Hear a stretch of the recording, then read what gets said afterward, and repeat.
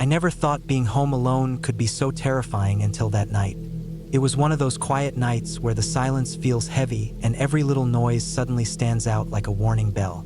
The kind of night where your own house feels unfamiliar and the shadows look like something moving just beyond the edges of your vision. I learned that the hard way. I was about 17 at the time, and my parents had gone away for the weekend to visit family. I had the whole house to myself. I liked it in theory, no rules, no one asking me what I was doing every minute. I had planned a quiet weekend with some snacks, movies, and my laptop. I wasn't expecting anything to go wrong, but I was wrong. The house was a 2-story thing on a quiet street in a small town. Nothing fancy, but big enough to feel empty when no one else was home. My parents had told me to lock all the doors and windows before they left, and I had. I checked twice, even 3 times, because I wasn't about to have some stranger sneak in. The locks all clicked shut, and the windows were latched tight. That first night started off normal enough. I cooked some simple dinner, watched a couple of movies, and then settled down with a book. Outside, the wind picked up and made the old trees in the yard creak and groan. I had the porch light on, and it cast a dull yellow glow over the driveway and the lawn. The street was empty. No cars, no people. Just the usual night sounds of crickets and an occasional dog barking somewhere far away. I was just about to turn off the lights and go to bed when I noticed something from the corner of my eye. A figure standing near the edge of the driveway. I froze. The figure was just standing there, not moving much. It was a man, I think, wearing a dark jacket and a baseball cap pulled low over his face. At first, I thought maybe it was someone walking by on the sidewalk, but he wasn't moving like a passerby. He was just standing there, staring at the house. My heart started to race. I grabbed my phone and checked the time. It was almost 11 p.m. I figured maybe he was lost or just waiting for a ride.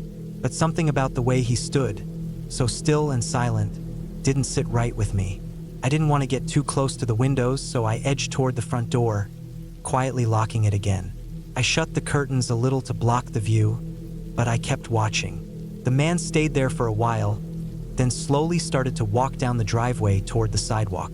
I was about to breathe a sigh of relief when he stopped right at the edge of the yard.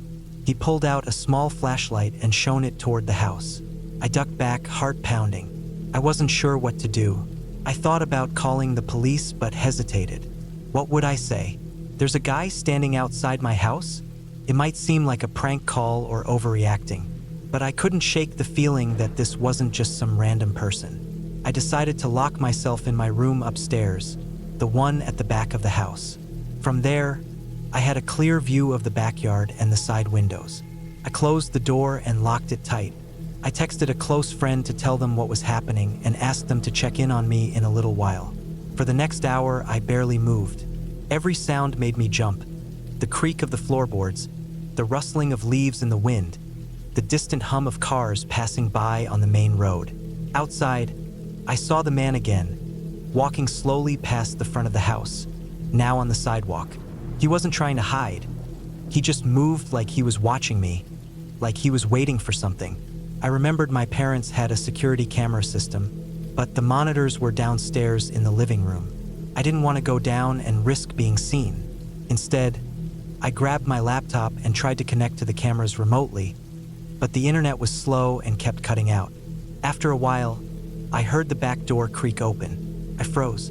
I hadn't heard any footsteps approaching, but the door handle moved.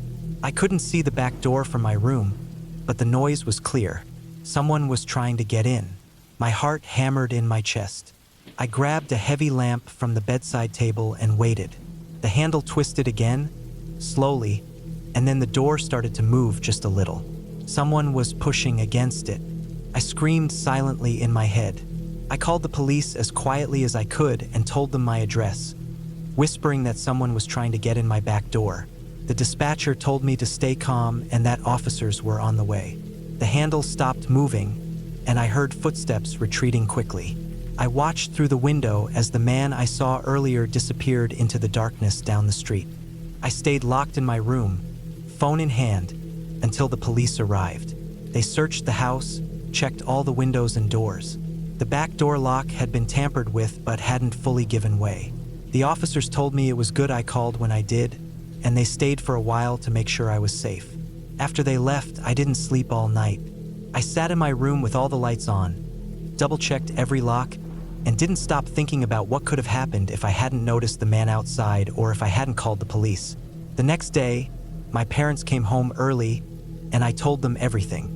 They installed new security measures, including cameras I could monitor from my phone anywhere.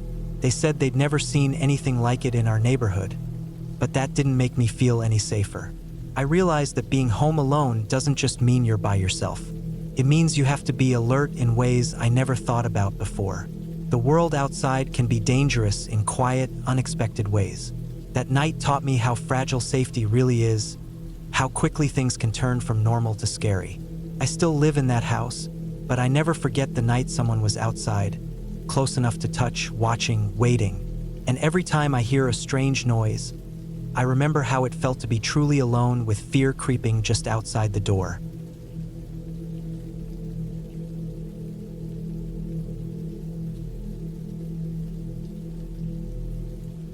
I never thought I'd feel that kind of fear in my own home. The kind of fear that twists your stomach, makes your hands shake, and your heart pounds so loud you think it might burst. It all started on a regular quiet evening, one where nothing out of the ordinary seemed to be happening. I was home alone. My parents had gone away for the weekend, leaving me with strict instructions to lock all the doors and windows, not to open the door for anyone, and to call them if anything seemed off. I thought it was silly. Our neighborhood was safe. The houses were close together, people were friendly, and nothing bad had ever happened around here. I was 17, responsible enough to be alone for a couple of days. I had my phone, food in the fridge, and a stack of movies lined up. It was going to be easy.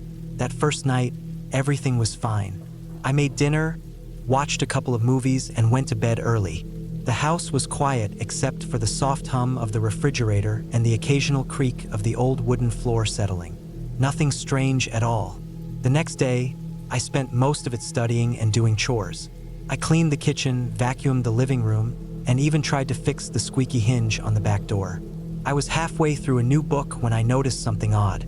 From the living room window, I saw a man standing on the sidewalk across the street. He was wearing a dark hoodie pulled low over his face. I hadn't seen him before. At first, I thought he was just waiting for someone or maybe a delivery, but then I saw him shift from foot to foot, looking around nervously. His eyes scanned the houses, lingering a little too long on mine. I didn't panic yet, but I felt a chill run down my spine. I backed away from the window slowly and locked it tightly. I tried to shake it off. Maybe I was overreacting. I went to the kitchen to get a snack, keeping the blinds closed now. The man was gone when I looked outside again. Later that evening, I was sitting on the couch when I heard a faint tapping sound at the front door. I froze. I didn't expect anyone. I checked the clock. 10:15 p.m., way too late for visitors. The tapping came again, slow and deliberate. I didn't dare look through the peephole at first. My phone was in the other room. I held my breath and then remembered the emergency number my parents had given me. I dialed it quickly, ready to explain if anyone answered. But no one picked up. I hung up and slowly moved toward the window again. The street was empty. No one was there. I waited for a few minutes, heart still racing. The tapping didn't come back. Maybe it was just the wind or a branch brushing against the door. I told myself that as I tried to calm down. I double-checked the locks on every door and window. The night passed without anything else, but I barely slept. Every little sound made me jump. The creak of the floor, the rustling of leaves, even the ticking of the clock felt louder than usual. The next day, I stayed inside, curtains drawn tight. I didn't answer the door when the mail carrier came, leaving the mail on the porch. I avoided the windows as much as I could, but every once in a while, I peeked out to see if the man from before had returned. He did. This time, he was closer, standing by the corner of my neighbor's driveway, his face still hidden under the hoodie. I watched him for a long time. He didn't move much but kept looking toward my house, as if waiting for something or someone. I tried calling my parents, but the signal was weak. My phone kept losing connection. I felt isolated, trapped in the quiet house with a stranger watching me from outside. I thought about calling the police, But what could I say? There's a suspicious man standing on the sidewalk? They might think I was overreacting. Still, I couldn't ignore how uneasy I felt. That night, I made sure all the doors were locked, the windows shut tight. I moved the biggest chair I could find to block the front door. I left the lights on, hoping it would discourage anyone from approaching. I sat in the living room with my phone in hand, waiting for something to happen. Hours passed. Then, just before midnight, I heard it. A slow, soft scraping sound at the front door. Not a knock or a tap, but something dragging lightly along the wood. I stayed as still as I could, eyes fixed on the door. The noise stopped, then came again, this time closer. I wanted to scream, but my voice caught in my throat. Suddenly, I heard a low breath, barely audible, right outside the door. It was slow, steady, and deliberate. My mind raced with every possible scenario. Someone trying to break in? A burglar? A crazy person? I grabbed the biggest kitchen knife I could find and crept toward the door, inching along the wall. The breath was still there. The scraping sound stopped. I reached the window near the door and peered through the curtain slit. There he was, the man in the hoodie, crouched by the doorstep, his face shadowed and unreadable.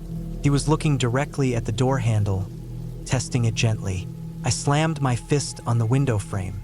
He looked up sharply, eyes catching the faint glow from inside. For a moment, our eyes met through the glass. I don't know what I expected, but he didn't run.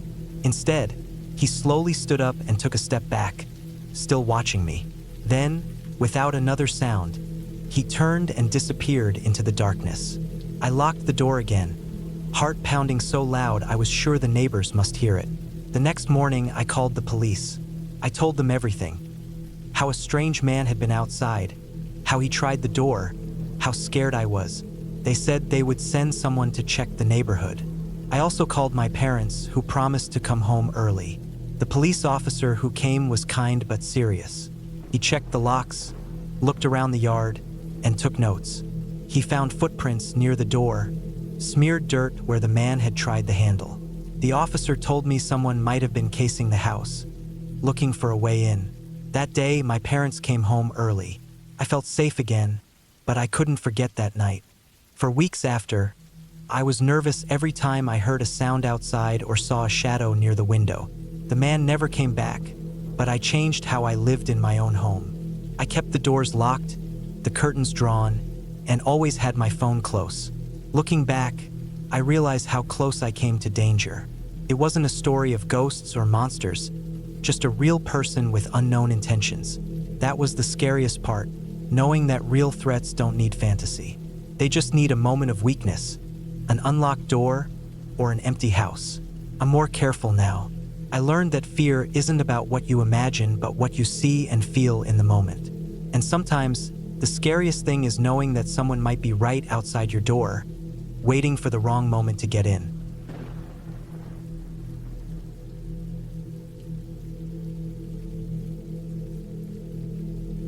I was home alone. It was just a regular evening, the kind that usually passed without anything out of the ordinary.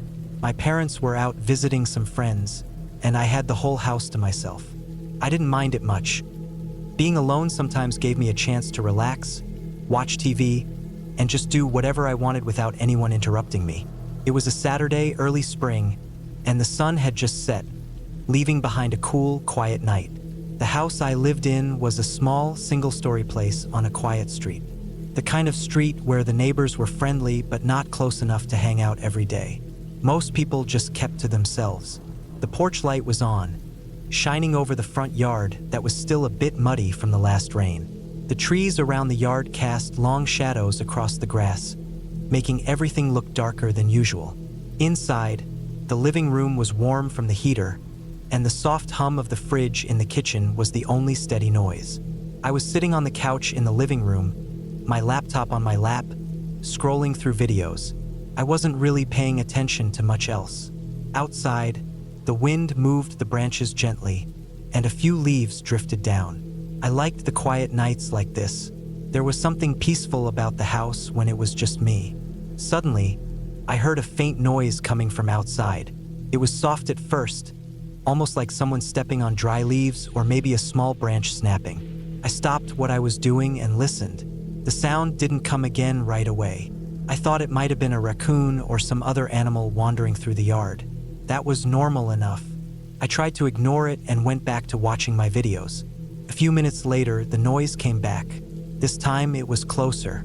I heard the crunch of footsteps on gravel near the driveway. My stomach tightened a little. It wasn't unusual for people to walk past the house, but at this time, late evening, it was rare. I glanced toward the front window. The blinds were half open, so I could see out without being seen too much. At first, I thought it was just someone walking by, but then I noticed the figure standing near the edge of the yard, just beyond the streetlight's glow. The streetlight cast a dull circle of yellow light on the ground, and I could make out the shape of a person, wearing dark clothes, standing very still. They weren't moving forward or away. They just stood there, looking at the house. I froze. My heart started beating faster. The figure's head was tilted slightly, as if they were watching for something or waiting. I didn't recognize them, and something about the way they stood made me uneasy. Usually, people just walked past or glanced away quickly. This person seemed deliberate. I shut my laptop and turned off the TV to listen better. The house felt suddenly too quiet, like all the small background sounds had stopped. I didn't know what to do. I thought about calling my parents, but didn't want to worry them. I didn't want to call the police either and sound crazy if it turned out to be nothing. Then the person took a step closer onto the driveway. I could see them more clearly now. They had a hood pulled up over their head, shadowing their face. I couldn't see any features well. The way they moved was slow, careful, as if trying not to make noise. My mind raced. What were they doing here? I backed away from the window slowly and went to the kitchen to grab my phone. My hands were shaking when I unlocked it. I considered calling 911 but hesitated. Maybe the person was just lost or waiting for someone. Still, my gut told me something was wrong. I decided to check the back door and the other windows. I locked every door and window I could find. The house suddenly felt much smaller, like a trap. I put the key in the back door's lock and turned it twice to be sure it was secure. I pulled the curtains closed in the living room so the person outside couldn't see in anymore. I walked quietly toward the front door, where the porch light still shone dimly. I looked through the peephole but couldn't see the figure anymore. The streetlight flickered, and I could hear the distant sound of a car driving past. I waited for a moment, hoping maybe the person had left. But then, through the crack in the curtains, I saw movement again. The figure was at the side of the house, moving slowly toward the backyard. My heart pounded in my chest. I didn't know if they had a key or if they were just trying to see if someone was home. I felt scared for the first time in a long while. I went to the living room window and looked out again. The yard behind the house was dark except for a faint glow from a neighbor's porch light a few houses down. The figure was crouched near the back fence, moving carefully. It looked like they were trying to stay hidden. I thought about what to do next. I didn't want to go outside. The idea of facing whoever it was alone was terrifying. But I also didn't want to just wait and hope they went away. I grabbed a flashlight from the kitchen drawer, the one we used for camping trips. I flicked it on, the beam cutting through the dark air. I shined it toward the back window, hoping the light would scare the person off. For a moment, nothing happened. Then I saw the figure freeze. They didn't run or move away. Instead, they stood up slowly and started walking toward the side of the house where the driveway was. I watched from the window, my body pressed tight against the glass, barely breathing. The person came back around to the front yard. Now, the porch light revealed more details. They had a backpack slung over one shoulder, and their clothes were loose and dark. I couldn't see their face, but their movements were careful, like they didn't want to be seen but were determined to be there. I felt trapped. I knew calling the police was probably the safest thing to do, but I didn't want to make a mistake. I took a deep breath and finally dialed 911. I whispered my address and explained that someone was outside my house and acting suspicious. The operator told me to stay inside, keep all doors locked, and wait for officers to arrive. I nodded even though they couldn't see me. I hung up and went into the room farthest from the front door. I closed the door behind me and locked it. From there, I could see the front window but only a sliver. I sat on the floor and tried to stay quiet. I could hear the wind blowing softly through the trees and the distant sound of cars on the street. After what felt like forever, I heard the sound of tires crunching on gravel. Then bright headlights shone through the window. A patrol car pulled up and stopped in front of my house. I opened the door carefully and stepped into the hallway. Officers got out of the car and started walking around the yard with flashlights. I followed them to the window and pointed toward the street and the side of the house. The officers moved cautiously, scanning the area. After a few minutes, one officer came back and told me they didn't find anyone. They said maybe the person had left when they saw the patrol car. They asked if I was okay and if I wanted them to stay nearby for a while. I told them yes. They said they would keep an eye on the neighborhood for the next hour or so and then drive by again. The officers left, and I stayed inside, locked in the room with the door closed. My hands were still shaking. I didn't sleep much that night. I kept listening for any sounds outside. The next morning, my parents came home. I told them everything. We checked the yard and found a small, muddy footprint near the back fence. It was the only sign someone had been there. After that night, I started taking extra precautions. I installed new locks, bought better outdoor lights, and even got a security camera. I couldn't shake the feeling that whoever had come near my house might come back. But nothing else happened. No strange noises, no people lurking around. Just the memory of that night stayed with me. A reminder that sometimes the scariest things don't need to be explained. They just happen. And when you're alone, it can feel like the whole world is waiting outside your door.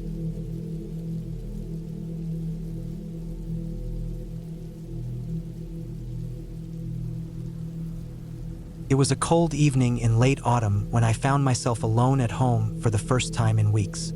My parents had gone on a last-minute trip out of town, and I was left with the responsibility of the house and the dog. I was used to being alone sometimes, but this felt different. The house always seemed bigger and quieter when nobody else was around. Shadows stretched long under the dim porch light, and the wind pushed cold gusts against the windows. The day had been uneventful, spent mostly reading and cleaning the rooms. As night fell, a creeping sense of unease settled in. I locked the front door twice, checking the deadbolt carefully. The back door was shut tight, the windows closed and latched. Even though I knew the neighborhood was usually quiet and safe, something didn't sit right. The streetlights outside flickered with a weak glow, and the trees outside swayed in the breeze, their branches scratching softly against the siding. I noticed the faint sound of footsteps on the gravel driveway just after dark. At first, I thought it might be the dog, but he was sound asleep at the foot of the couch. The footsteps grew louder, heavier, then stopped abruptly near the front porch. I held my breath, straining to listen. A faint tapping noise came against the window beside the door, light but deliberate. My heart quickened. I tried to tell myself it was probably just a neighbor walking by or maybe an animal, but something about it felt off. I moved away from the door, my eyes locked on the window. A shadow passed by outside, tall and slow-moving, just beyond the reach of the porch light. I couldn't see a face, only the outline of a figure standing still, watching the house. The hair on the back of my neck stood up. I went to the window, pulling back the curtain slowly, trying to see more clearly without letting the figure notice me watching. The figure didn't move, just stood there. Then, after a moment, it turned and disappeared down the driveway, feet crunching softly on the gravel. I closed the curtain quickly and locked the door again. My hands were trembling, and I felt a tightness in my chest. The house suddenly felt too big and too empty, every creak and groan echoing loudly. I paced the living room, trying to shake off the fear. The dog woke up and padded over to me, nudging my hand. I scratched behind his ears, grateful for the small comfort. But I couldn't stop glancing at the front door. I decided to call my parents, but my phone had no signal. The landline rang once and went dead. The line probably cut or disconnected. I realized I was isolated. Hours passed slowly. Every noise sounded amplified. The hum of the refrigerator, the ticking of the wall clock, the rustle of leaves against the window. I made myself a cup of tea, the warmth soothing my shaking hands. The dog settled beside me, eyes alert. Then, as I sipped, I heard it again. Footsteps outside, deliberate and slow, pacing back and forth near the front yard. I sat very still, watching the window closest to the door. This time, the figure came back, moving carefully in the shadows, staying just out of the light. I could see the outline of someone in a dark jacket and a hood. No face visible. They didn't try the door or knock, just watched, like they were waiting or deciding something. The dog growled low in his throat, standing up and growling louder, his hackles raised. The figure paused, then moved away down the side of the house. I locked every door and window, even the garage door, checking the latches and deadbolts multiple times. I found a kitchen knife and kept it in my hand, though it did little to calm my nerves. I tried to think about what to do. Should I call the police? But without a working phone line or cell signal, I was trapped. The thought of being alone with someone lurking outside made my skin crawl. I wished my parents were home, wished someone was here. As the night deepened, the footsteps came again, slow, cautious, circling the house in the dark. The dog refused to settle, barking quietly but persistently. I decided to draw the curtains and turn off all the lights, hoping to make the house seem empty or uninviting. But then, from the window above the kitchen sink, I saw movement again. The figure was there, crouching in the bushes, staring straight at the house. My heart pounded. I could see them pull out a small object, maybe a flashlight, but it wasn't on. They seemed to be waiting for something. I held my breath, feeling trapped. Suddenly, I heard a faint sound, a scraping noise near the back door. I crept silently toward the kitchen, clutching the knife tightly. The dog growled fiercely as I peeked through the window. The lock on the door was being jiggled, and the figure was trying to open it quietly. Fear struck deep. Whoever this was, they knew no one was home or thought so. I wasn't prepared for this.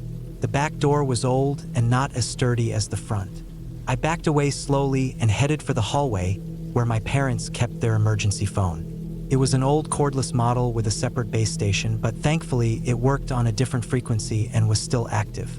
I grabbed the phone and dialed the emergency number, trying to keep my voice low but steady. The operator answered after a few rings, and I whispered about someone trying to break in, giving the address and details. She assured me help was on the way and told me to stay calm and lock myself in a safe room if possible. I locked myself in the master bedroom, shutting the door firmly behind me and wedging a chair under the handle. The dog followed and lay at my feet, still growling softly. I waited in the darkness, listening to the sounds of the house. Outside, the footsteps were louder now, circling the house, but no one tried to force the door.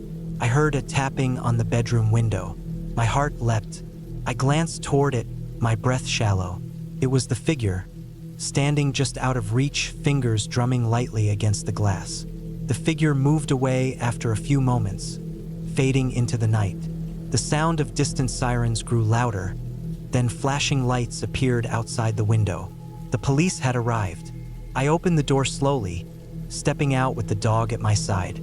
Officers swept the yard, searching the bushes and perimeter. They found some footprints and a small backpack hidden under a tree. The backpack contained some tools, a crowbar, gloves, a flashlight, and a few cans of spray paint. It was clear the person had planned to break in, maybe to steal or worse. They told me to stay inside while they checked the neighborhood. I wrapped myself in a blanket, still trembling. The dog curled next to me. It took a while for the adrenaline to wear off, and I sat staring out the window, watching the police lights fade away. In the morning, my parents returned, shocked but relieved to find me safe. The police had caught the intruder not far from the house, a local with a history of breaking and entering. They said he had been casing the neighborhood for weeks, waiting for the right moment. The experience left me shaken but also strangely stronger. I had faced fear alone and survived. I learned how vulnerable I was, but also how important it was to stay calm and prepared. Since then, I've made sure to keep extra phones charged, lock strong, and neighbors informed. Being home alone that night was terrifying. Knowing someone was outside watching, waiting, trying to get in. But the clear ending, with the police arriving and the intruder caught, gave me a sense of closure. The fear was real, but so was the safety I could create by staying alert and careful.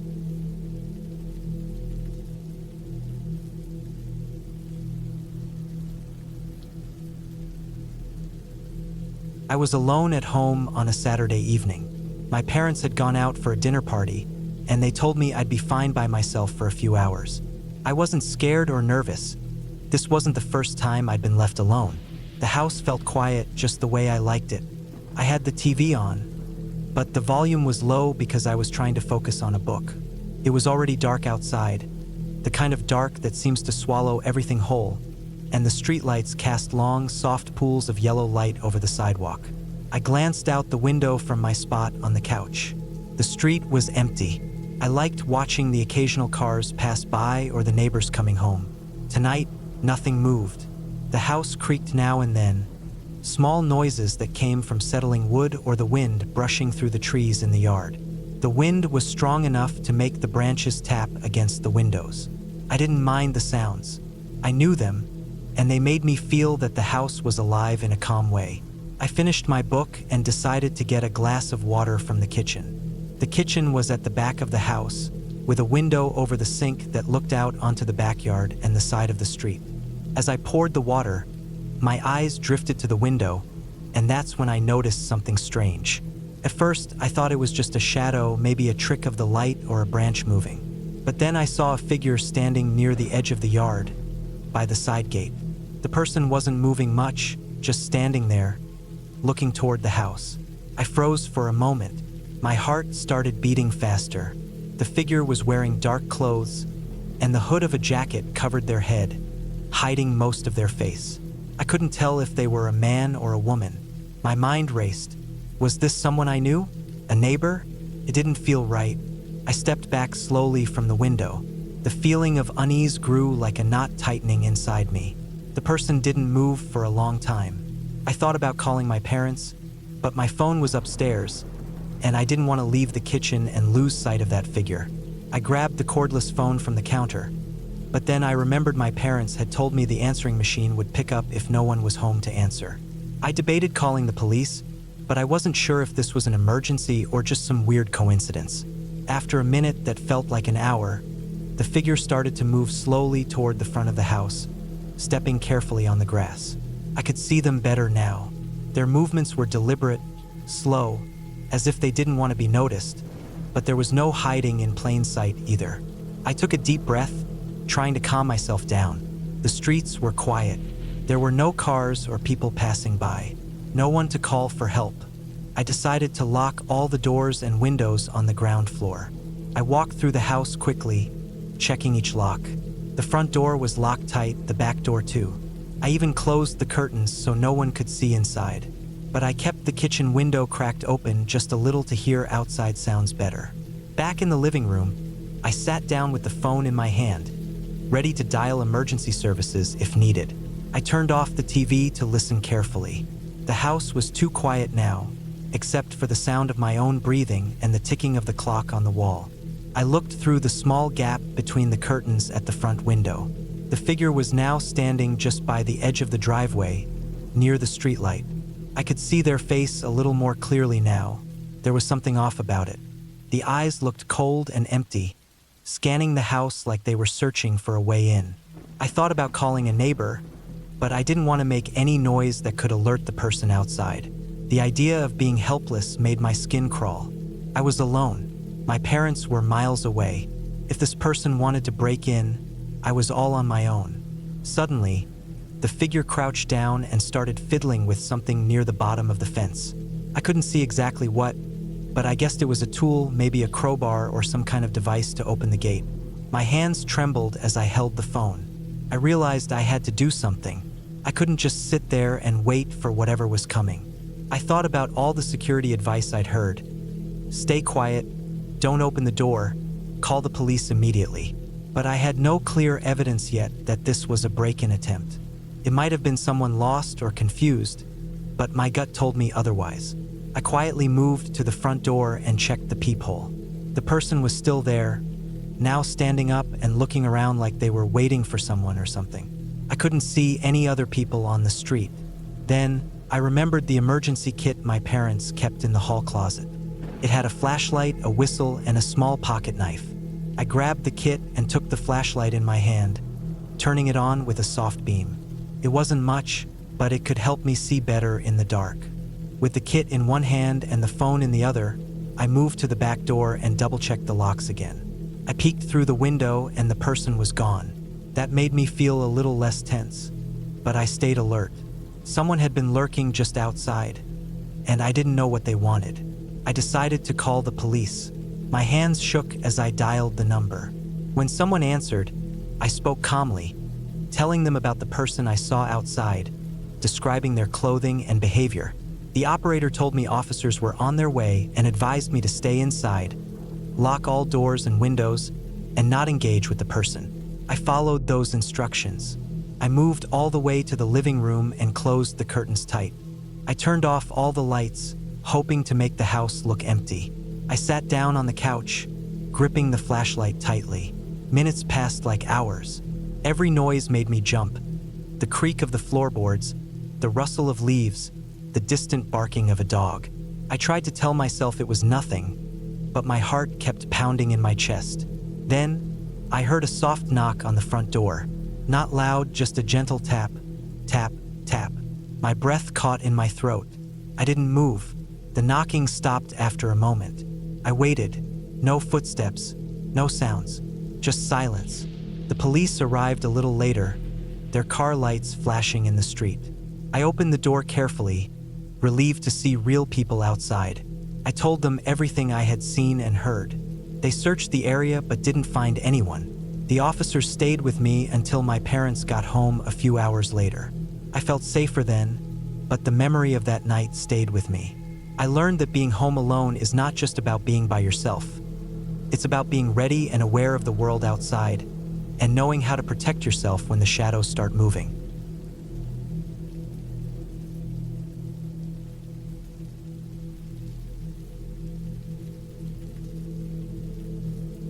I was home alone one night. My parents had gone out to visit some friends, and I was left to watch the house. It wasn't a big deal. I had done this before. I'm used to it, but that night felt different from the start. The day had been normal. I finished my homework early, made some snacks, and watched TV for a few hours. The house was quiet, the usual creaks and noises of settling wood and pipes running, nothing strange. The clock on the wall ticked steady, and the soft hum of the refrigerator filled the kitchen. Outside, the sky was dark and clear, with only a few stars shining. The streetlights cast a yellow glow on the sidewalks, and the trees in the yard were still, their branches barely moving in the light breeze. It was late, around 10:30 p.m., and I knew my parents wouldn't be back until after midnight. I had locked all the doors and windows before settling down. I was careful about that, especially when I was alone. I double-checked the front door, turning the lock twice. The back door was bolted tight, and all the windows were closed and latched. I felt safe. I was sitting in the living room, scrolling on my phone, when I heard something from outside. At first, it was faint, just a light crunching sound like footsteps on gravel. I looked up toward the window next to the front door. Nothing was there. The bushes near the porch moved a little, maybe from the wind, but it didn't feel like just the wind. I told myself it was nothing, maybe a neighbor walking their dog or a cat. The street was usually quiet, but sometimes people came home late or walked by. I shook off the feeling and went back to my phone. Then I heard the sound again. This time it was clearer, closer. Steps on the gravel path that leads from the sidewalk to the front porch. My heart started to beat a little faster. I stayed still and looked through the curtain by the window. The glass was dark because of the night, but I could just make out a shadow near the edge of the porch light. The porch light was the only bright thing outside. The street beyond was darker. The figure was standing still now, almost like they were waiting. I couldn't see their face clearly, but the shape was tall and bulky, maybe a man wearing a jacket or a hoodie. I swallowed hard. My fingers tightened on my phone. I tried to think calmly. Maybe someone was lost or needed help. But something didn't feel right. The way the figure stood, not moving or knocking, just watching, made my skin crawl. I turned off the living room light, hoping the person wouldn't see me inside. I stepped back quietly and locked the door again, just to be safe. The lock clicked solidly. I was locked in. I grabbed my phone, ready to call my parents or the police if needed, but I didn't want to jump to conclusions. Maybe the person would leave soon. I tried to calm down and told myself to watch for a few more minutes. Then I heard it, a soft tapping sound on the front door. Not a knock, more like someone lightly hitting the wood with their fingers, slow and steady. I didn't answer. I stayed quiet. My heart felt like it was pounding against my chest. The tapping stopped. The figure moved away from the door. I could hear footsteps retreating slowly down the gravel path. I stayed frozen behind the curtain, watching the shadow fade into the darkness of the street. I waited for a few minutes before I moved again. I kept the doors locked and turned on all the lights inside the house. I moved from room to room, checking windows and doors. All were secure. I thought about calling the police, but I didn't know what to say exactly. Someone was outside, but they didn't break in or try to open the door. They just stood there watching. I didn't want to seem paranoid, but I didn't want to ignore it either. I decided to call my best friend, someone I trusted, to tell them what happened and ask what I should do. The phone rang, and when they answered, I quickly explained everything. They told me to stay calm and keep all doors locked. They said they would stay on the phone with me until my parents got home. As we talked, I kept glancing outside. I saw nothing at first, but then the porch light flickered. It went out for a second and came back on. That made me jump. The power was steady all evening, so the light flickering was strange. I thought maybe the person outside had tried to mess with the light. Maybe they wanted to scare me. I told my friend about the flickering light, and they said I should call the police right away. I agreed and dialed 911. The operator was calm and professional. I told them about the figure outside, the tapping, and the flickering porch light. They said they would send an officer to check the area. I waited nervously, keeping the phone close. Every little sound outside made me flinch. I kept the curtains closed and the doors locked tight. After about 15 minutes, I heard a car slowly drive up the street and stop near my house. I looked through the window carefully and saw a police officer stepping out of the car, flashlight in hand. They walked to the front door and knocked loudly. The figure outside suddenly ran from the porch toward the street and disappeared quickly into the dark. The officer called after them but didn't chase. Then the officer came to the door and knocked again. I opened the door carefully, still holding the phone. The officer introduced themselves and asked if I was okay.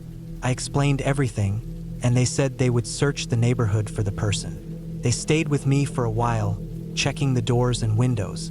The officer also took my contact information and promised to patrol the area more that night. After the officer left, I felt a bit safer but still uneasy. I sat in the living room with all the lights on, waiting for my parents to get back.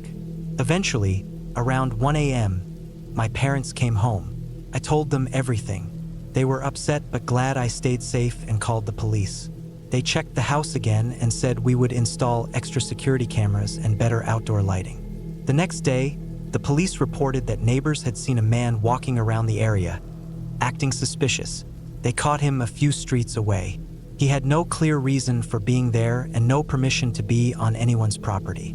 They said he might have been looking for a house to break into. After that night, I understood how important it is to take safety seriously when you're alone.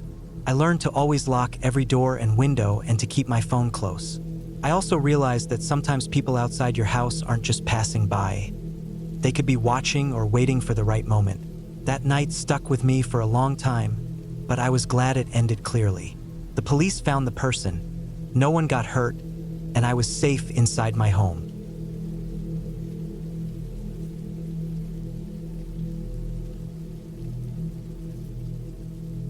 The night had settled deeply when I realized I was completely alone in the house.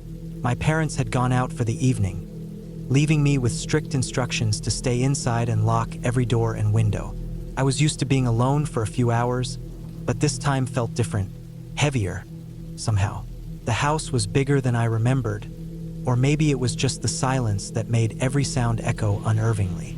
I had spent the early evening watching some shows, distracted enough to keep my mind off the fact that no one else was around.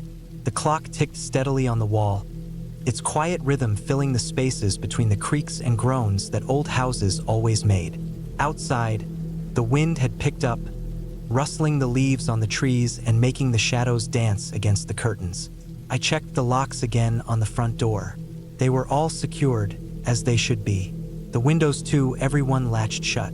Still, the feeling of being watched crept over me slowly, like cold fingers sliding down my spine. It was a feeling I couldn't shake no matter how many times I told myself the house was just old and noisy. But the unease grew stronger, and my eyes kept darting to the dark shapes beyond the glass panes. Hours passed, and I tried to ignore the sensation. I kept myself busy by cleaning up the living room and then checking the kitchen for snacks. Every so often, the wind outside made a louder noise, like something scraping against the siding of the house. I convinced myself it was just branches or trash blowing around. But then, I heard something else. A soft thud, like a footstep on the porch. My heart jumped. I froze, listening carefully. The sound came again. Slow, deliberate, moving just outside the front door. I didn't dare look through the window at first. Instead, I tiptoed quietly across the hall to the peephole on the door. Outside, under the dim glow of the porch light, was a figure. The person was standing still, watching the door. Their face was hidden by a hoodie pulled low, and I couldn't tell much else. The porch light flickered slightly, casting strange shadows. My mind raced. Who could it be? They didn't move closer or try to ring the doorbell. They just stood there, watching. I backed away slowly and checked the locks again, trembling slightly. Everything was still secure. I wanted to call my parents, but my phone was upstairs, and I didn't want to leave the safety of the living room just yet. I thought about calling 911, but my voice felt stuck, and the situation seemed unreal. Then the person moved. They stepped off the porch and began walking slowly along the side of the house, staying in the shadows. I tried to keep track of their movement through the windows, but they slipped out of sight. I knew I should do something, call for help or at least grab my phone, but fear kept me frozen. Suddenly, there was a faint tapping sound at the back door. Not a knock, but a tap, quick and soft, like someone testing if it was locked. I crept toward the window near the kitchen and peered out. The figure was there, their hand against the glass, trying to see inside. My breath caught in my throat. I ran to the back door and double-checked the lock. It was secure. I grabbed the largest kitchen knife I could find and held it tightly in my hand. Heart pounding so loud I was sure it would give me away. I moved to the living room, staying near the front door, listening for any sounds. For a long moment, there was nothing but the wind. Then, a loud banging echoed from the front door. Someone was pounding on it, hard. I jumped back, holding the knife out in front of me. The banging continued, steady and forceful, shaking the wood. I wanted to scream but held myself still, breathing fast. The lights flickered, and the house suddenly felt smaller, the walls closing in. The pounding stopped as suddenly as it had started. I waited, barely daring to move. Then, footsteps moved quickly away from the door. I ran to the window, but the figure was gone. The porch light still flickered weakly. I was shaking, sweat on my palms as I gripped the knife. I considered calling the police again, but something about the whole situation felt surreal. I tried to calm myself, telling myself it was probably just some drunk or someone who had made a mistake. Still, I couldn't shake the fear that this was something worse. I stayed awake the rest of the night, moving only when I needed to, always listening. The house settled into silence again, but the feeling of being watched never left.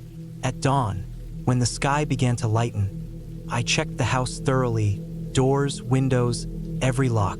Nothing was missing, no signs of forced entry.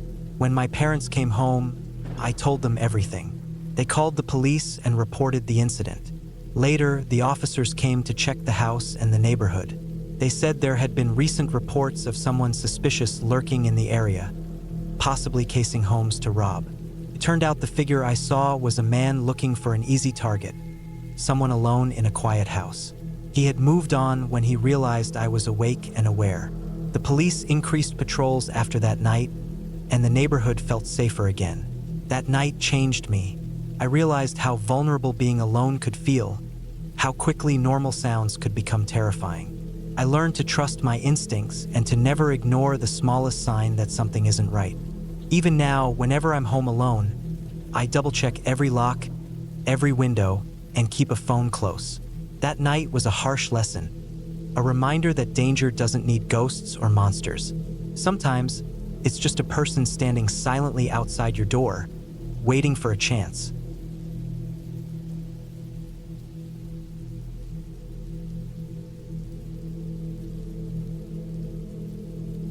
It was late evening when I realized I was alone in the house. My parents had gone out for the night, something they did once in a while when they wanted to unwind or visit friends. I didn't mind. Usually, I liked being alone. It gave me a chance to do my own thing without anyone bothering me. The quiet house, the dark outside, the hum of the fridge, all those small things felt peaceful. But this night, something was different. I remember it started with a strange feeling, like I was being watched. But when I looked out the window, there was nothing, just the streetlights flickering and the usual quiet neighborhood. I had the front door locked, all the windows closed. I checked again just to be sure. Locked tight. The deadbolt clicked solid. I was careful about security, even if no one had ever tried anything here. I was sitting on the couch in the living room, flicking through the TV channels, not really paying attention. The house was too quiet. No background noise, no music, no talking. I had made myself some popcorn and was half watching a movie on low volume. The popcorn bag crinkled softly in my hands. Outside, the wind rustled some dry leaves on the driveway, but other than that, nothing. Then I heard it, a faint noise at the back door. Not a loud banging or a knock, but a quiet scraping sound, like someone dragging a foot or something brushing against the doorframe. My heart jumped. I froze for a moment, ears straining. The TV was still on, but the volume was low so I could hear the small noises outside better. It was just outside the glass door that leads to the backyard. I didn't have the curtain drawn, so I could see the small patch of yard behind the house, lit only by the faint glow of a street lamp through the trees. I got up slowly, trying to keep calm, and crept over to the door. I pulled the curtain a little to peek out, careful not to make a sound. Nothing there. The yard was empty, maybe a branch in the wind. I told myself it was nothing, but my chest was tight. I locked the door again just to be sure. I went back to the couch, but the feeling didn't go away. Then I heard it again. This time, it was a little louder. A soft thump on the window next to the back door. I didn't know what to do. Should I call someone? The police? What if it was just a raccoon or some animal? But it didn't sound like an animal. It sounded deliberate. I grabbed my phone and looked at it. No signal. The house was in a dead zone for the cellular network sometimes. I tried again, still no bars. Great. No way to call for help if something happened. I went to the kitchen and grabbed the biggest knife I could find. It was a heavy chef's knife, sharp and solid. Holding it in my hand made me feel a little braver. I kept the lights off and moved carefully back to the living room window that faced the front yard. I thought maybe if I saw someone there, I could call out or at least get a better look. I pulled back the curtain slowly. The street was empty. The only sound was the wind. I sighed with relief and went back inside. But then I heard it again, this time from the front door. A slow scratching, like someone trying to pick the lock or fiddle with the handle. My heart was pounding so hard I thought it might burst through my chest. I crouched down by the side of the door, holding the knife tightly. The scratching stopped. Then I heard footsteps, slow, careful footsteps moving away from the front door, down the porch steps. The sound of gravel crunching under boots as they walked toward the driveway. I stayed frozen, watching the dark street through the window next to the door. I couldn't see anyone yet, but I knew they were there. I debated what to do next. Run out the back door? No, that might be dangerous. Call the police? No signal. Hide? But where? I decided to go upstairs to my bedroom and lock the door. I had a phone charger up there, maybe signal would be better. I moved quietly up the stairs, keeping the knife in my hand, every creak of the wood making me jump. When I reached my room, I locked the door and closed the curtains. I turned on the flashlight app on my phone and held it close. I tried calling 911 again. No signal. I sat on my bed, trying to calm down, listening carefully. From downstairs, I heard soft noises again. Footsteps moving slowly through the living room, maybe even stepping on the carpet. I held my breath. Then something hit the wall near the stairs. A small thud, like someone lightly bumping into it, maybe by accident. They were inside the house. Panic washed over me, but I tried to keep calm. I looked around my room for anything I could use to protect myself. The phone was my only lifeline, but no signal. The window was locked, but it was too small to climb out. My parents' room was downstairs, but I didn't want to move. I realized the intruder might not know I was home alone. If they found me, I didn't know what would happen. I decided to stay quiet and listen. For what felt like an hour, I heard footsteps moving slowly, searching. Occasionally, they would stop and maybe whisper to themselves or check drawers or cupboards. I could hear the soft jingling of keys or metal. It was terrifying. I tried to breathe quietly, trying not to make any noise. After a long time, the footsteps moved closer to the stairs. The intruder was coming up. I squeezed the knife tighter, but then, suddenly, the footsteps stopped. I held my breath, waiting. Then, instead of coming upstairs, the footsteps went back down. Slowly. I waited for a long time, the silence almost worse than the noise. Finally, I heard the front door open, the heavy creak, and the sound of someone walking away quickly down the driveway and into the street. I stayed in my room for a long time, too scared to move. When I finally got up and checked, the back door was still locked, but the front door's lock was scratched and looked damaged. I called the police again. This time, my phone caught one bar. I told them what happened. They said they would send someone to check the house. The next day, the police came, took pictures, and looked for fingerprints. They found signs someone had been inside, going through the cabinets and drawers. But nothing was stolen, at least not from what I could tell. It was clear whoever came wasn't just looking for valuables.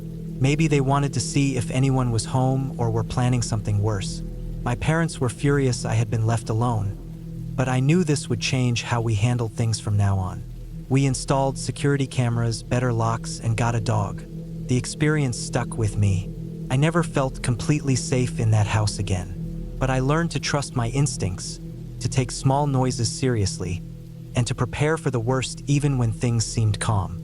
That night, someone was out there, testing the limits, and I was lucky to be alive and unharmed.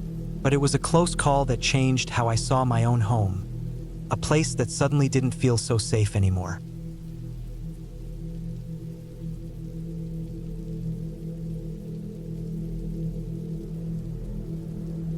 Being home alone always felt like a small adventure to me before that night. It was supposed to be just another ordinary evening. My parents had gone out to a late dinner with some friends, and I was left in the house for the first time by myself. The house felt bigger, quieter, and somehow emptier than usual. I wasn't really scared or worried. I was used to being alone sometimes. It was something I did every now and then. I had my phone, the TV, snacks, and my dog, Max, who stayed close to me the entire time. I remember that the evening started like any other. I finished my homework early, then decided to watch a movie in the living room. I set up a blanket on the couch and grabbed some chips and soda from the kitchen. Max settled beside me, his ears twitching every now and then when he heard the usual night sounds outside. Cars passing by, distant dogs barking, the wind moving through the trees. At first, everything seemed normal, but around 9:30 p.m., I noticed something odd. The streetlights outside flickered for a second. The power dipped and then came back on. I didn't think much of it. These things happen sometimes in the neighborhood. But then, just a few minutes later, I heard a soft noise coming from outside the window behind the couch. It wasn't loud.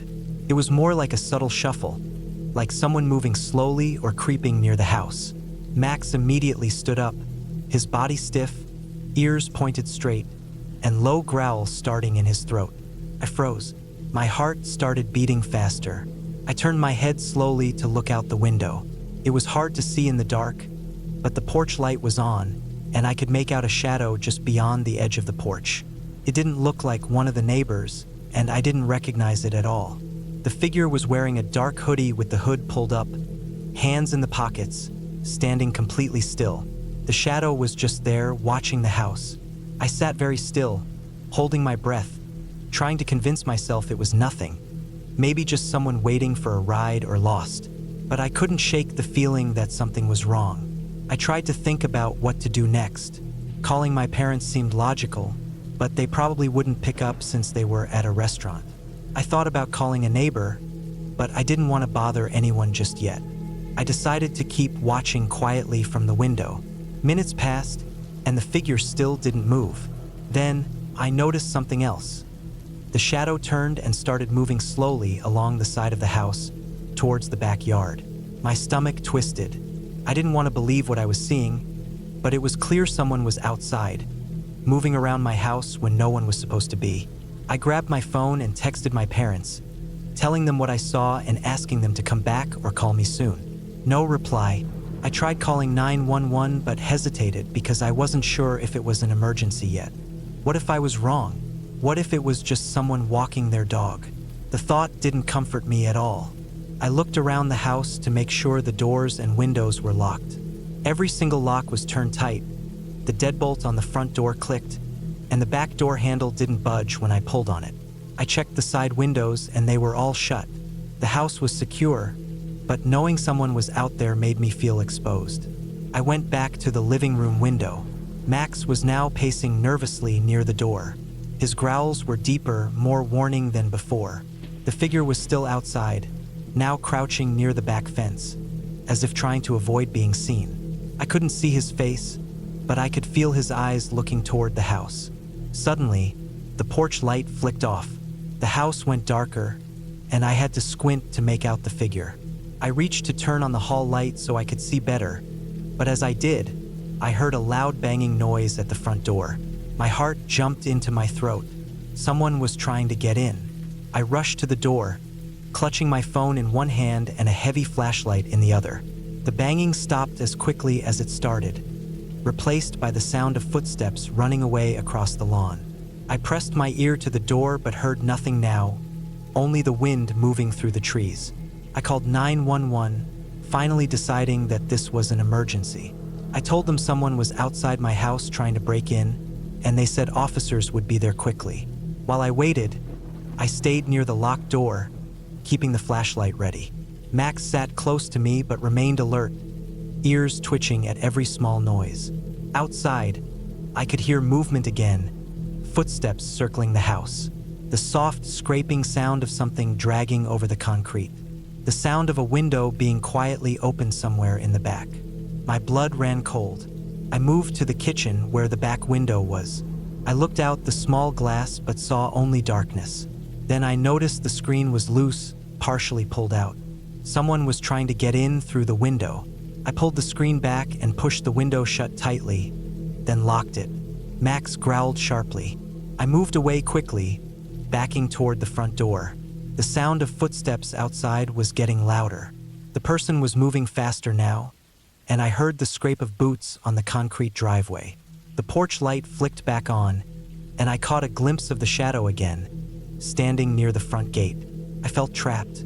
My phone battery was low, and I was alone. No one could hear me except the 911 dispatcher, and even then, I wasn't sure how long help would take to arrive. Then, I remembered the old baseball bat we kept in the garage. I ran down the hall, careful to stay out of sight from the windows, and grabbed the bat. It felt heavy and solid in my hands, a small comfort. I went back to the living room, sat by the window, and waited. The figure was still outside, moving slowly now, as if waiting for me to make a mistake. I could see his eyes, small and hard, shining faintly in the porch light. Max barked sharply, and the figure turned toward the street and disappeared down the sidewalk.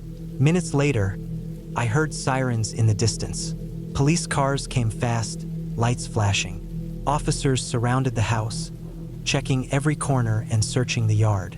They found footprints in the soft dirt near the back fence, marks on the window frame where someone tried to force it open, and a torn piece of the figure's hoodie caught on the porch railing. The officers told me that the man was probably casing the neighborhood, looking for a house to break into.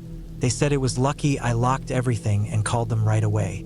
They stayed with me until my parents came home. I felt safe again, but the memory of that night stayed with me for weeks. The way the quiet house suddenly felt dangerous, how vulnerable I had been, and how quickly things could have gone wrong if I hadn't been careful. That night taught me to never take safety for granted and to always be ready to act if something feels wrong. It was a real kind of fear. No ghosts, no stories, just the reality that sometimes danger is real, and sometimes it is closer than you think.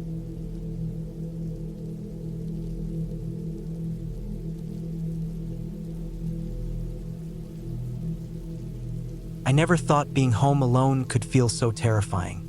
It was supposed to be a normal night. My parents had gone out for the evening to a dinner party, and I was left with the house to myself. I was 16 and had stayed home alone plenty of times before. Usually, I'd watch some TV, maybe play games on my phone, and go to bed early. But this night was different. It turned into something I couldn't shake, something that settled in my chest and made every small sound feel like a warning. The evening had started quietly enough. After my parents left, I locked the front door twice, checked all the windows, and made sure the garage door was shut tight. It was just after 8 when I finished. I made myself a small dinner, reheated some leftovers, and sat in the living room with my phone nearby, scrolling through messages and watching some YouTube videos. The lights were dimmed, just a few lamps on, to make the house feel cozy. Outside, the sky was already dark, the streetlights casting a soft orange glow onto the pavement. The house was on a quiet street in a suburban neighborhood, usually peaceful. The kind of place where everyone knew each other, or at least that's what I thought. Around 9, I heard the first sound that didn't fit. At first, it was a faint scraping noise, like something being dragged along the driveway outside. I froze and put my phone down, eyes searching the window that looked out onto the front yard. I couldn't see anything at first. The streetlight wasn't bright enough to illuminate the whole yard clearly. The scraping sound stopped, but my heart was already racing. I told myself it was probably just a branch or a stray animal. I tried to relax, breathing deeply, telling myself it was nothing. I kept watching the window, straining my eyes to see any movement. After a few minutes, I saw it. A shadow moving slowly just beyond the edge of the driveway. It wasn't a person at first glance, more like a tall figure hunched over, moving cautiously.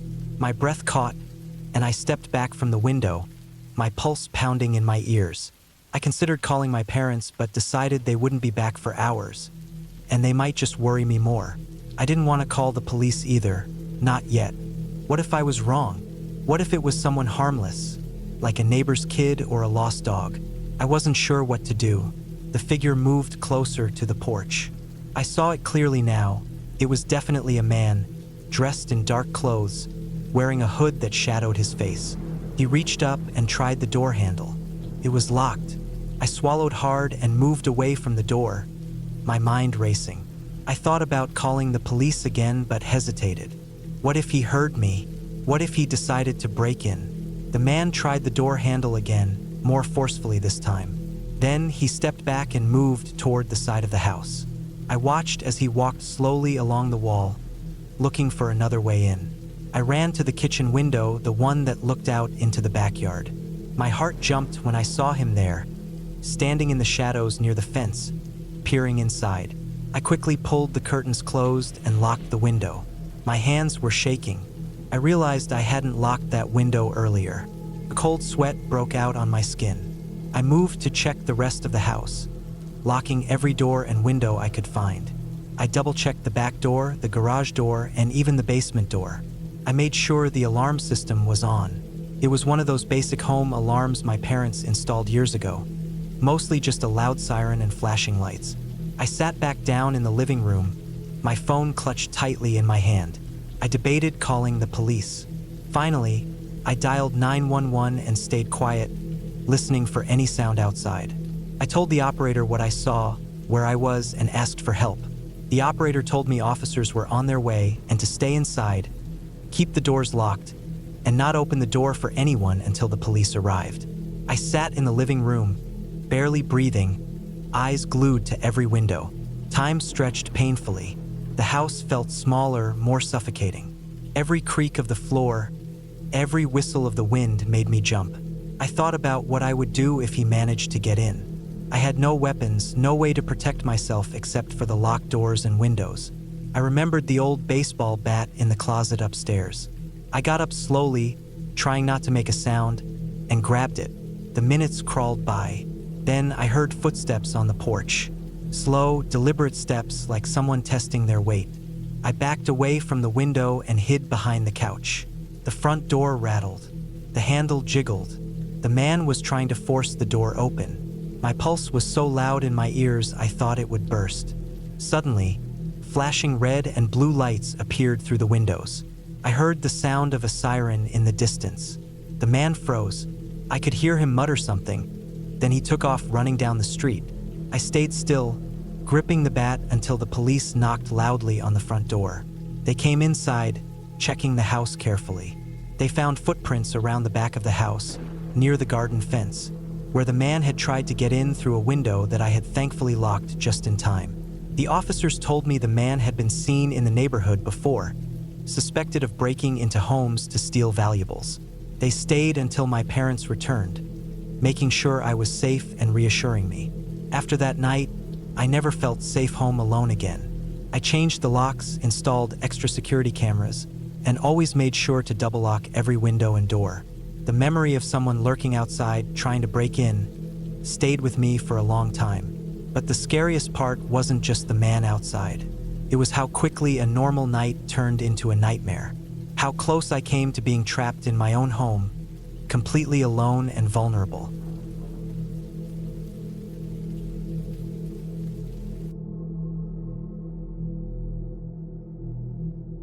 I never thought something like this would happen to me. Being home alone has always been a normal thing. I'm not the kind of person who gets scared easily. I've stayed by myself many times before, sometimes for whole weekends. My parents trust me. They live nearby, just a few minutes away, so it has always felt safe. But that night changed everything for me. It was a cold night in late autumn. The wind was sharp and there was a slight chill in the air. The leaves had all turned brown and were falling off the trees. The street outside was quiet except for the occasional rustle of leaves or a car passing by. I was home alone because my parents had to go to a family event out of town. They left early in the afternoon and told me to lock the doors and not open them for anyone. I was used to that rule anyway. I spent most of the day reading and watching some TV shows. The house was warm and cozy with the heater on low. The lamps were turned on in the living room and kitchen, but I kept the lights in the bedrooms off. It was the kind of evening when you want to feel safe and comfortable, wrapped in a blanket, maybe with some snacks nearby.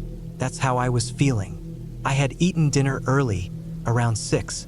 I wasn't hungry anymore, so I just sat on the couch, scrolling through my phone and listening to music quietly. The clock on the wall showed it was around 9:30 p.m. Outside, the streetlights flickered softly, casting long shadows across the empty road.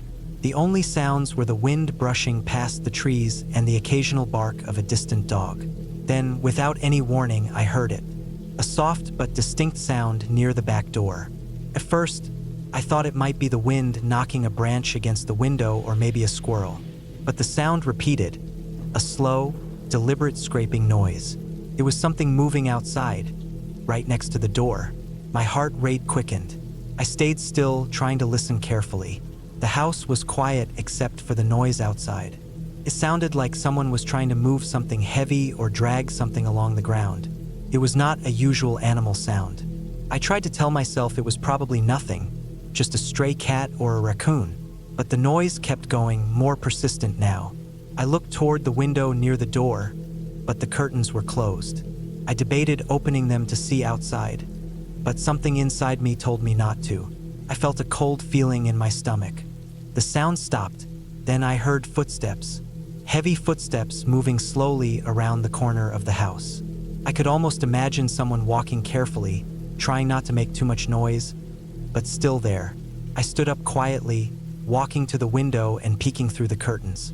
It was too dark to see much, but I thought I caught a glimpse of a figure in dark clothes. Someone was definitely outside. Panic started to rise, but I tried to stay calm. I locked all the doors again just in case and checked the windows to make sure they were shut tight. I thought about calling my parents, but I didn't want to wake them up and worry them for nothing. I didn't want to call the police either because what if it was just someone who got lost or something else harmless? Still, the feeling that something was wrong kept growing. I sat back down on the couch, phone in hand, ready to call 911 if needed.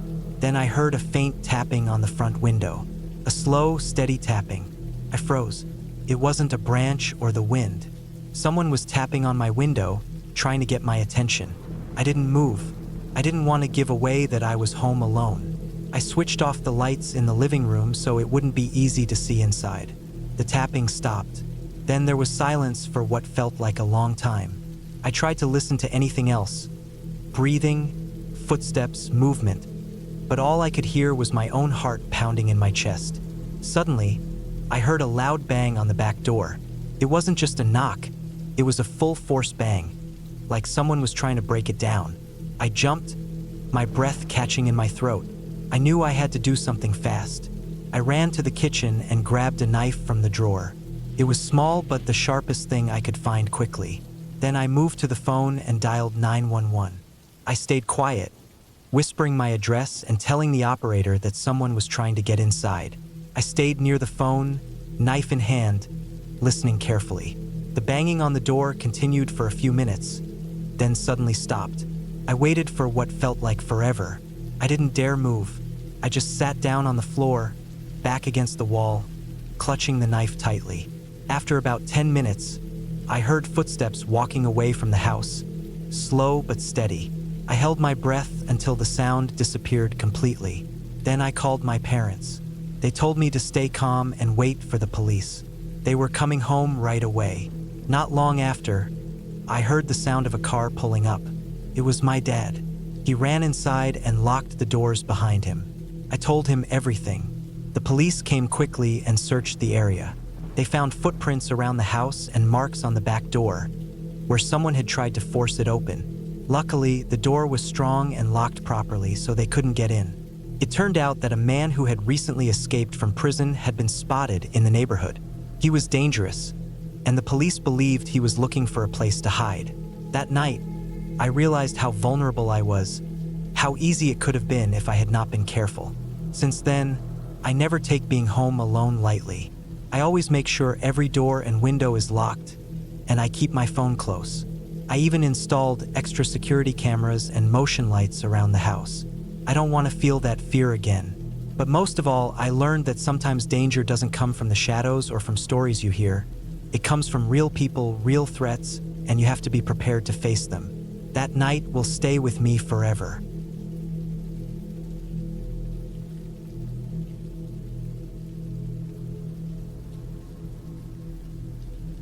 It was late October, the kind of night where the cold feels like it's crawling under your skin even when you're inside a warm house. The sky was clear, but the moon was just a thin sliver, barely lighting the world outside. I was home alone for the weekend. My parents had gone out of town for a family thing, and I had insisted on staying behind because I had a lot of work to catch up on and didn't want to be distracted. It was just supposed to be a normal couple of days. Quiet, alone, with nothing to worry about. The house itself was an old one, with creaky floorboards and windows that rattled in the slightest wind. It sat on a quiet street in a small neighborhood, where everyone knew each other, or so I thought. The trees in the yard were mostly bare now, their branches clawing at the sky like old fingers. The front porch light was on because I had left it on for the night, something about the weak glow making the house feel less lonely. I was sitting in the living room, a blanket wrapped around my legs, the glow from my laptop screen the only bright spot in the room besides the dim porch light outside. The house was mostly silent except for the faint hum of the refrigerator and the occasional creak from the wooden frame settling. I told myself I was being silly for feeling uneasy, that it was just the kind of night that made you imagine things. The clock on the wall ticked slowly toward midnight. I was halfway through an article when I heard the first sound that made my skin prick up. It was a faint tapping noise, like something or someone gently tapping on the front window. I froze, eyes wide, heart beating a little faster. The window was right next to the front door, and from where I sat, I could just barely make out the outline of the bare branches outside against the glass. I told myself it was probably just a branch brushing against the window in the breeze. But the tapping came again, slow and deliberate. 3 quick taps, then a pause, then another 2. It wasn't a natural rhythm, and it wasn't the wind. I got up and moved toward the window slowly, careful not to make any noise. My breath caught as I peered through the glass, but the darkness outside was thick and nothing was clearly visible. Still, the feeling of being watched crept up my spine. I took a deep breath and looked around the street through the window. The road was empty, no cars, no people. Just the shadows of the trees stretching across the pavement. I was about to turn away when I noticed something. A dark shape crouched low near the edge of the driveway. It was just a silhouette, hard to see in the dark, but it was definitely a person. I blinked, thinking maybe my eyes were playing tricks on me, but the figure stayed still, as if waiting for something. I stepped back quietly, heart pounding hard now. I didn't know what they were doing there, but I didn't want to find out. I moved to the kitchen, thinking maybe I should call my parents or the police, but my phone was upstairs in my room charging. I grabbed the kitchen knife from the drawer, not because I thought it would help much, but it was something. I stayed near the window again, watching the driveway, trying to keep my breathing steady. The figure was gone. No sign of anyone, just the empty street. Minutes passed like hours. I checked the doors and windows to make sure everything was locked tight. The deadbolt was on, the latch secured. I turned on every light in the house except the porch light.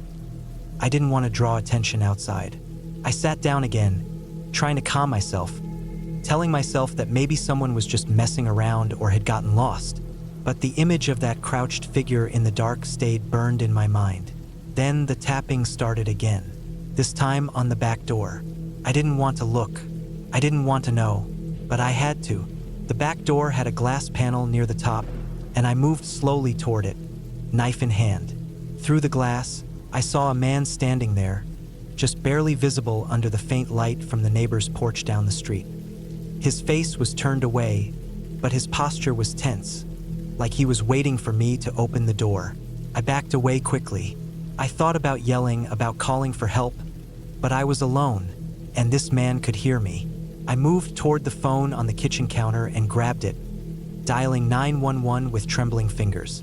The line rang and then a calm voice answered.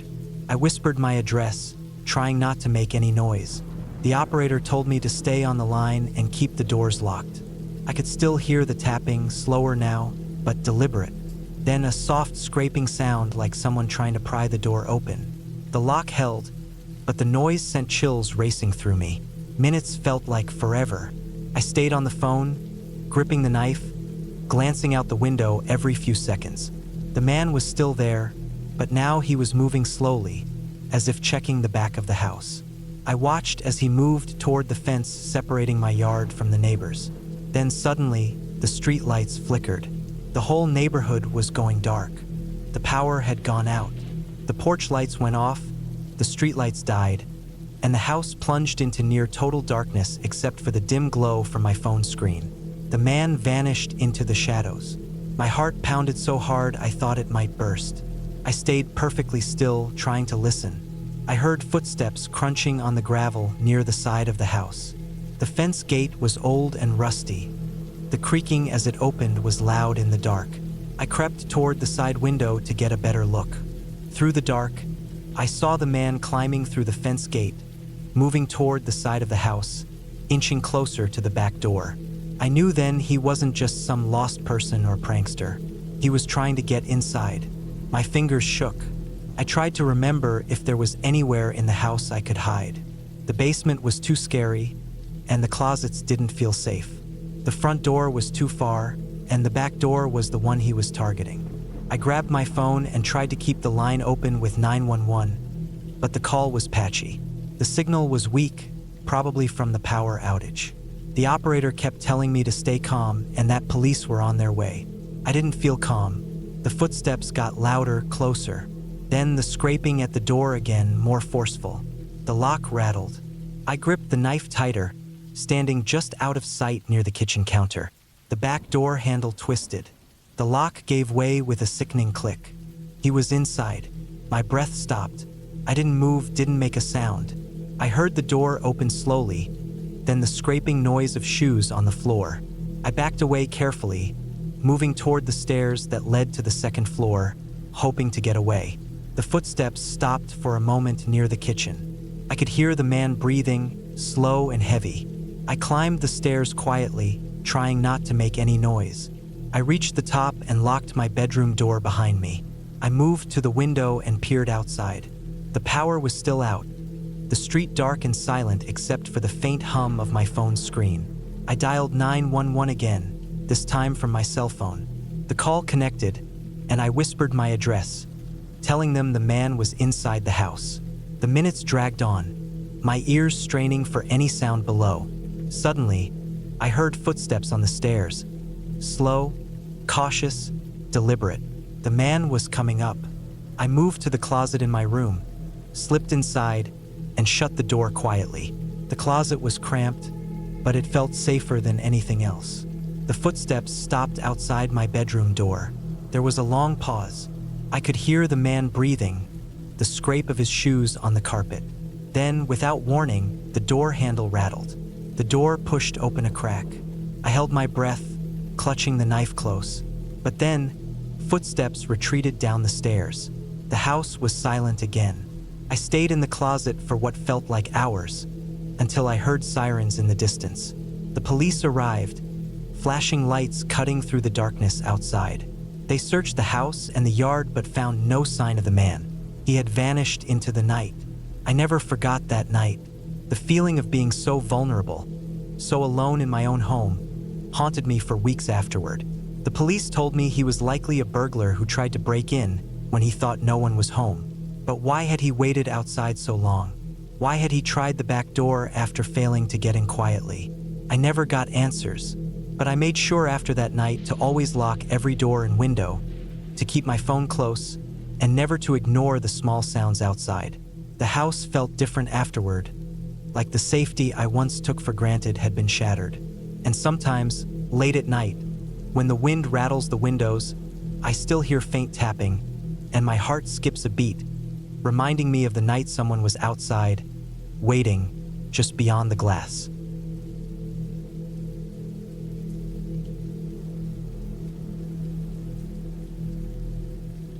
I never thought I would be the kind of person to feel truly scared in my own home.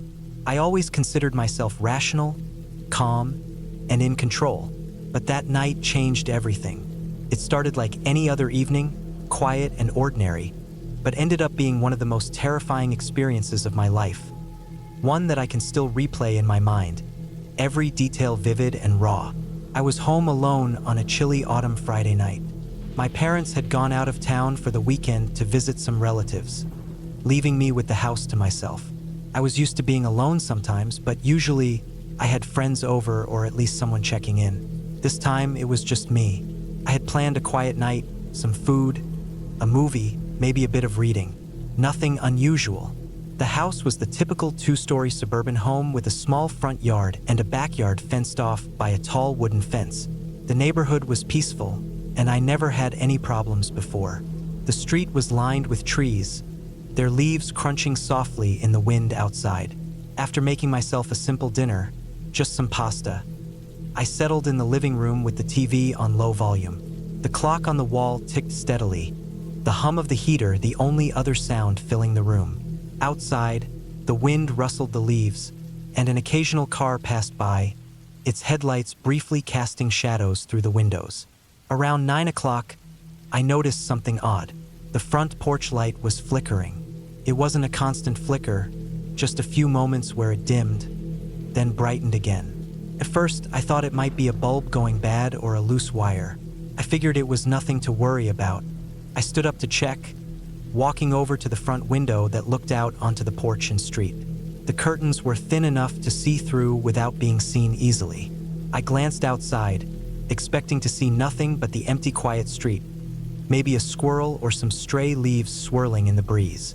But then I saw him. A man was standing just beyond the edge of the porch light's reach, near the side of the driveway, partially hidden in shadow. He wasn't moving much, just standing there, his body still, as if waiting or watching. His clothes were dark, and his face was turned slightly away from the window, so I couldn't see much detail. Still, something about him made my skin crawl. I blinked, thinking I must be imagining things. Maybe it was just a shadow or a trick of the light.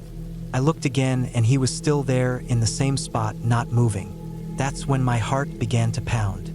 I backed away from the window slowly and grabbed my phone off the kitchen counter. The screen lit up in my hands as I unlocked it. I checked the time. It was 9:03 p.m. I wanted to call my parents, or maybe a neighbor, but I hesitated. What if I was overreacting? What if he was just someone lost or waiting for a ride? Still, I felt uneasy. I decided to call the police non-emergency line just to report someone suspicious near my house. While I was dialing, I looked back toward the window. He was closer now. He had moved from the driveway area to the edge of the porch steps, still partly hidden in shadow, but closer all the same. My heart was racing, a cold sweat breaking out on my forehead. I could barely keep my hands steady. The line connected. I whispered the address and explained the situation as calmly as I could, trying not to sound hysterical. The dispatcher said they'd send a patrol car to check the area. That was supposed to help me feel better, but instead, the waiting made me more anxious. I kept the curtains closed and the lights inside the house on. I sat on the couch, phone in hand, staring at the front door from across the room. The ticking of the clock seemed louder than ever. Minutes passed. I kept checking the window in quick glances, terrified to look for too long. The porch light stopped flickering and was steady again, but the man was nowhere to be seen. That made me both relieved and confused. Had he left, or was he hiding somewhere else? I called a neighbor, Mrs. Harper, the elderly lady who lived next door. She picked up immediately, and I quietly told her to keep an eye out for anyone strange near the house. She promised she would. I tried to distract myself by watching the TV, but every noise outside made me jump. The wind against the siding sounded like someone scraping their nails. A loose branch tapped against the window, and I flinched. The feeling that someone was watching me didn't leave. About 20 minutes later, I heard the crunch of gravel in the driveway. My heart jumped to my throat. I didn't want to look, but I had to know if it was the police or the man. I peeked out from behind the curtain. 2 police officers were stepping out of their car, flashlights in hand, scanning the yard and street. I felt a flicker of relief. I grabbed the front door keys just in case. I debated whether to open the door and speak to them or just call them back. Eventually, I opened the door a crack and called out, "I'm inside." One officer stepped forward while the other looked around carefully. They asked if I had seen someone suspicious. I told them about the man standing outside earlier and how he had moved closer to the porch. They nodded and said they'd check around the house and neighborhood. They told me to stay inside and lock the doors, which I immediately did. The officers' footsteps echoed as they walked around the perimeter, their flashlights cutting through the dark. I watched nervously from the door as they moved around. After a few minutes, one of them returned and said they hadn't found anyone matching the description. He reminded me to call again if anything else happened and said they'd keep patrols in the area. I closed the door and locked it tight, but the feeling of safety didn't come back. I could still see the shadow of the man's figure in my mind, standing near the porch steps, waiting. The next few hours were the hardest. I didn't want to turn off any lights or close the blinds fully. I left some lights on in every room I could. I kept my phone close, even charging it on the floor near me. I even barricaded the door slightly with a chair, just in case. Every creak of the house, every wind gust outside made me jump. I checked every window, every locked door repeatedly. My imagination ran wild, filling every silence with possibilities I didn't want to think about. Around midnight, I thought I heard the front door handle jiggle. My breath caught. I froze, listening. Nothing. I stayed still for a long time, willing the noise to be a mistake. When I finally gathered the courage to check the door, it was still locked tight. No signs of forced entry. My heart didn't calm, though. If someone was outside, they were patient and smart. I decided to call my parents again, just to hear a familiar voice. They assured me they'd be back first thing in the morning and told me to call the police immediately if anything else happened. Hours passed. The night stretched endlessly. I eventually fell into a restless, light sleep on the couch, wrapped in a blanket, with the TV playing quietly to keep the silence from being too loud. When morning came, the sun poured in through the windows, and the house looked peaceful again. I felt almost foolish for how scared I had been, but the memory of that figure outside didn't fade. I spent the day double-checking the locks and calling a locksmith to reinforce the doors. I told my parents everything when they returned. They were worried but glad I was safe. Then, a few days later, the police called me back. They had found evidence near the edge of the neighborhood: footprints, some discarded items, and a stolen wallet from a nearby burglary. They believed the man outside was connected. It turned out he had been lurking around the neighborhood for a few days, targeting empty homes. My quick call and the officer's arrival likely scared him off before he tried anything worse at my house. I learned a lot that night: how important it is to trust your instincts, to stay calm, and to call for help even if you feel unsure. I also realized that danger can sometimes come quietly, waiting just beyond your sight, in a place where you should feel safe. That night left a mark on me. I don't take my safety for granted anymore, and every time I hear a strange noise outside, I remember that feeling: the weight of someone watching, waiting, and how close it can be before you even realize it.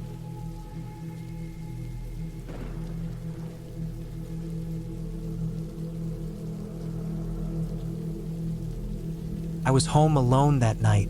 My parents had left for a weekend trip, leaving me with strict instructions to lock every door and window, and to call them if anything felt wrong. I didn't want to bother them for nothing, but I also knew I needed to be careful. I locked the front door twice, made sure the back door was shut tight, and checked every window. The house felt quieter than usual, the kind of quiet that makes your skin crawl a little. It was late. I had been watching TV for hours, trying to keep my mind off how alone I was. The house was old, with creaky floors and strange noises that echoed in the dark. Sometimes the wind would hit the windows, making a rattling sound that sounded almost like tapping. I told myself it was just the wind, nothing more. Still, my eyes kept darting toward the windows. Then I heard it, outside, the sound of footsteps on the gravel driveway. Slow, deliberate steps that didn't match the wind or any animal I knew. The street was empty, but I could hear them clearly through the thin walls. I paused the TV and held my breath, listening hard. The footsteps stopped near the front door. I didn't dare look through the peephole right away. My heart pounded like I'd run a race. Whoever it was, they were standing there just outside the door. The porch light was on, and the shadow of someone tall and broad stretched across the welcome mat. I didn't recognize the shape. It wasn't a delivery person or a neighbor. The way they stood, just waiting, made my stomach twist with fear. I grabbed my phone and checked the battery. 15%. I silently prayed it would last. I debated calling my parents, but I didn't want to sound crazy. Maybe it was just someone lost or confused. I told myself that over and over, but deep down I knew it wasn't. The footsteps started again, moving slowly along the side of the house. The sound was faint but clear. I peeked through the curtain near the window, careful not to make a sound. The figure was there, walking around, checking the side and back of the house. I could see their shadow moving between the trees. I didn't know what to do. The doors were locked, but I didn't want to just wait. I moved quietly to the kitchen, grabbing the largest knife I could find. It felt cold and heavy in my hand, but it gave me a little courage. The footsteps stopped again, now near the back door. My house has a small backyard, fenced in with tall bushes along the fence. The figure was crouched down, trying to peek inside through the glass door. My stomach turned to knots. Whoever it was, they were trying to get in. I slowly moved back to the living room and turned off all the lights. Darkness wrapped the house like a thick blanket. I sat down on the couch with the knife still in my hand, trying to control my breathing. My mind raced through every possible scenario. Then I heard the sound of glass breaking. Not a big crash, but a small, careful break, like someone trying to be quiet. My heart stopped. The back door glass panel had been cracked. Whoever was outside was trying to find a way in. I ran to the window again, my eyes searching the dark backyard. The The figure was crouched near the broken glass, working carefully to pry the door open. Panic hit me hard, but I forced myself to think fast. I remembered the security alarm my parents had installed but never really showed me how to use. I rushed to the wall by the front door where the keypad was, fingers trembling as I typed the code they had written on a note stuck to the fridge. The alarm beeped twice, and I held my breath, hoping it would scare the intruder away. The figure froze, then stood up and looked around quickly. But the alarm didn't seem to bother them much. They slowly opened the back door and slipped inside the house. I felt trapped. The dark hallway led straight to the kitchen where I had the knife. The intruder was inside now. I heard their footsteps move softly on the wooden floor. I ducked behind the couch, barely daring to breathe. The footsteps stopped near the living room. My heart felt like it was going to burst. I gripped the knife tightly, waiting for whatever was coming. Then I heard something unexpected, the sound of keys jangling. The figure was trying to open the front door again, maybe to get out or to let someone else in. I realized there was still a chance to escape. I peeked through the small window next to the door. The porch light showed the face of a man.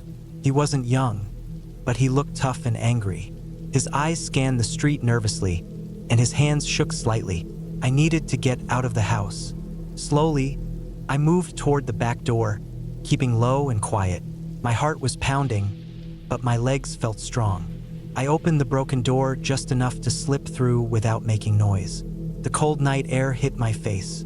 The backyard was dark and full of bushes, but I knew there was a small gate leading to the alley behind the house.